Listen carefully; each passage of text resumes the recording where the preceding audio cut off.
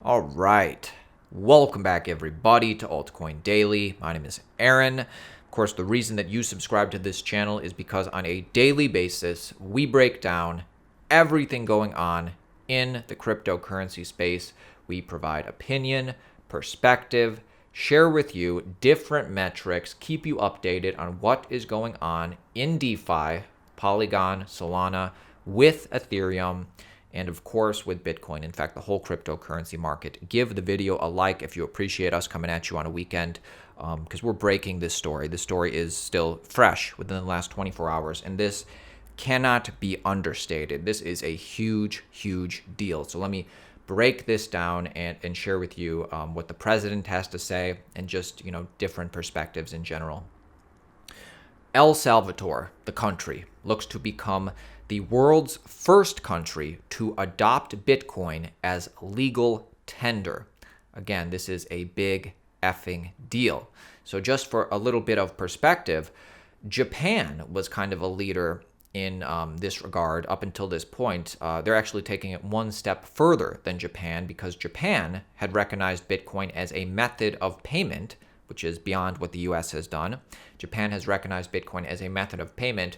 El Salvador is going much, much further, saying, we believe Bitcoin is legal tender, and we believe this will greatly help our country and the people of our country a lot. So let me share with you some details.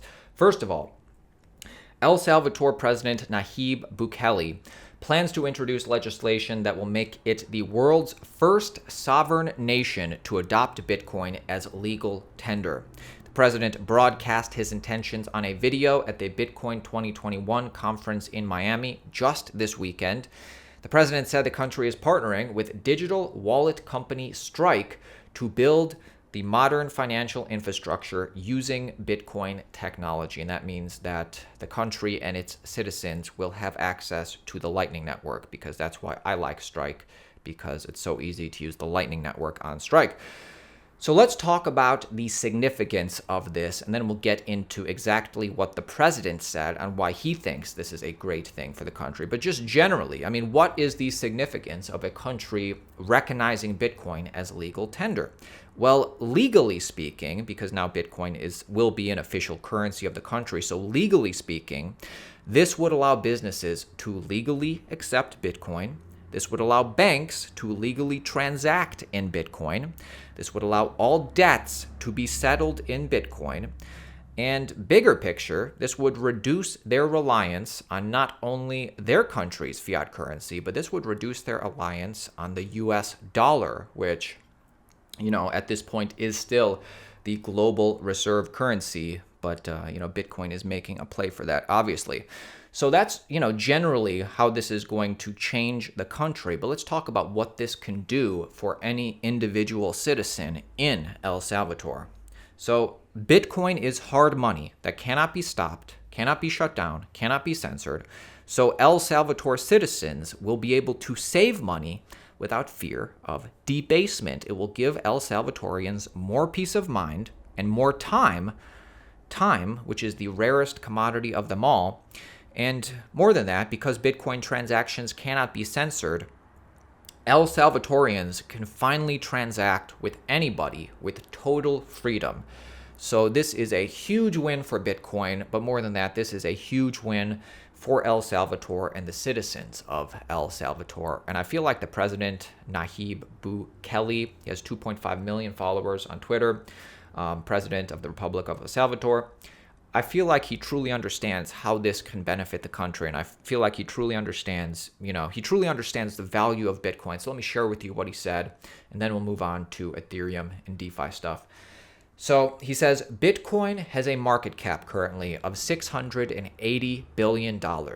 If just 1% of this is invested in El Salvador, that would increase our GDP by 25%. On the other side, Bitcoin will have 10 million potential new users and the fastest growing way to transfer $6 billion a year in remittances. So this is the market that Bitcoin could take over in El Salvador, $6 billion. So besides a big chunk of those $6 billion is lost to intermediaries, that's the problem currently they have. their citizens who transfer over $6 billion a year. Much of that is lost to intermediaries at the moment. By using Bitcoin, the amount received by more than 1 million low-income families will increase in the equivalent of billions of dollars every year for those people. This will improve lives and the future of millions. Furthermore, 70% of El Salvador's population doesn't have a bank account and work in informal economy.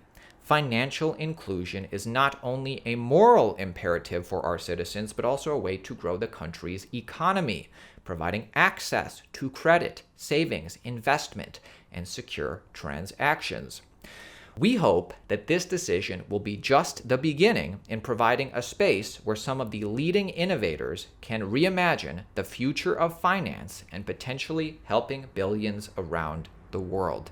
And he went so far as to put Bitcoin laser eyes in his Twitter picture. So this is the first country to make real moves into making Bitcoin legal tender. We've always said that, whatever small country starts adopting Bitcoin first in a significant way like this, and it probably will be from a small country, it's greatly going to, over the next decade, probably, make them real leaders in the world, in the global economy. So I'm hugely bullish on Bitcoin, guys, and don't lose sight of the signal with all the other noise, Keep in mind, if you look at on-chain data, Bitcoin whales behind the scenes are adding 50,000 Bitcoin to their wallets, and they did a lot of this when Elon Musk was tweeting. So, it's kind of interesting. If we live in America, we make fun of the US dollar for being a, shitcoin, for being fiat, but the US dollar is kind of like a world reserve currency to places like El Salvador. So it's all relative. But, like the US dollar is the best the world has, but even, notable people are recognizing the Federal Reserve is Dogecoin-ing the US dollar. And this isn't coming from me. This is coming from Representative Warren Davidson, who was a co-panelist at Bitcoin 2021. Where he said, hey, the US dollar is kind of no different from Dogecoin. So the world is waking up to the problem with a soft fiat currency and realizing the value of getting on a Bitcoin standard. So hugely bullish on Bitcoin. Moving forward, let's talk about Ethereum. And by the way, we just covered a huge thing. Please let me know your thoughts in the comments below. And if you appreciate us coming at you, give this video a like. Okay, let's talk about Ethereum. Let's talk about DeFi. The amount of Ethereum on exchanges has just reached a 2-year low. So, this is what I would want to see if I would think Ethereum has a future. And it's pretty cool that we're able to show you this stuff because the general public has no idea that we have access to this type of information. So you can see for well over a year now, Ethereum has just been leaving exchanges en masse. So that's kind of bullish, right? And I'm going to share with you some interesting metrics because it's kind of interesting how well Ethereum is doing this cycle, and certain metrics from Ethereum are flipping Bitcoin. Now, it's kind of unfair to compare the two because I think they have totally different value props. This isn't a knock on Bitcoin at all, that Ethereum is outperforming in some categories, but it does speak to the strength of Ethereum, which many people doubted Ethereum could even get this far. So, let me show you some of this stuff. Stablecoin value on Ethereum has just flipped Bitcoin value settled on Bitcoin. So amount of stablecoin transactions on Ethereum is now above that of Bitcoin. That's pretty interesting. This is a website, blockchaincenter.net /flippening, where they just talk about different metrics. And if you go through this, you can actually see that, whether we're talking about transaction count, that has flipped Bitcoin, active addresses, hasn't flipped Bitcoin, but it is, trending up. Transaction volume, trading volume, all doing really well. Total transaction fees, is more than Bitcoin. Node count flippening, Bitcoin's still up with that. Google search interest, Bitcoin is still up with that. It's just interesting metrics to keep track of, right?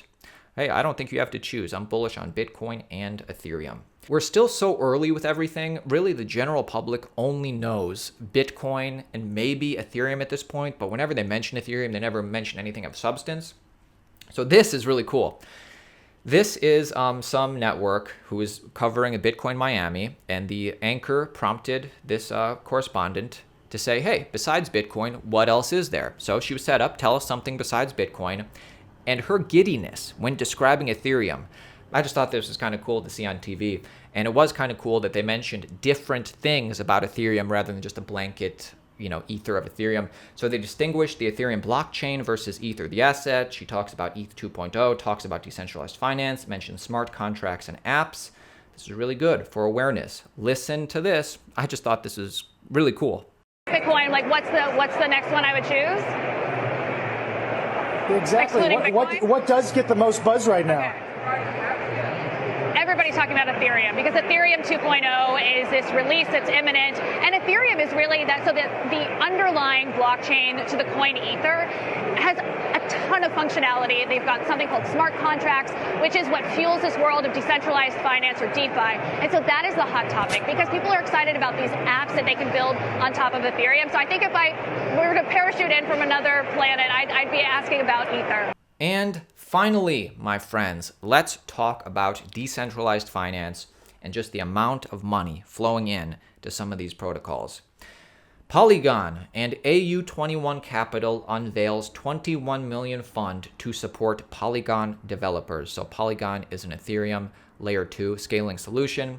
The joint venture fund is intended to provide funding, development support, and exchange listings to go to up-and-coming Polygon ecosystem projects. So Polygon, well-funded, it is working. Kind of bullish on Polygon, right? Kind of bullish on ETH Layer 2 solutions like that. Also, kind of bullish on, people trying to compete or be interoperable with Ethereum. There's clearly demand.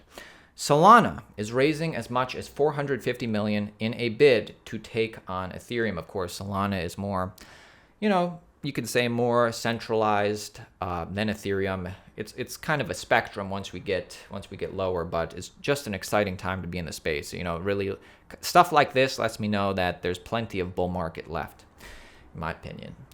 So, that's it. Hope you guys got a chance to watch some of the stuff at the Bitcoin 2021 conference. If you did not go, there were some weird and wacky moments. We had the Max Kaiser thing, classic Max. We had Floyd Mayweather talking about there will be a better Bitcoin one day, and he was wearing an Ethereum Max, so not even an Ethereum, like this altcoin shirt. So totally could not read the room, Mayweather. We had some Dogecoin army person disrupt the stage. It was just like, it seemed to be a really informative panel, seemed to be people were, having a lot of fun and learning a lot, but also just what an event to be at. Crazy times. All right, that is it for me today, my friends. Appreciate you all. Hey, see you tomorrow. It's going to be a great year.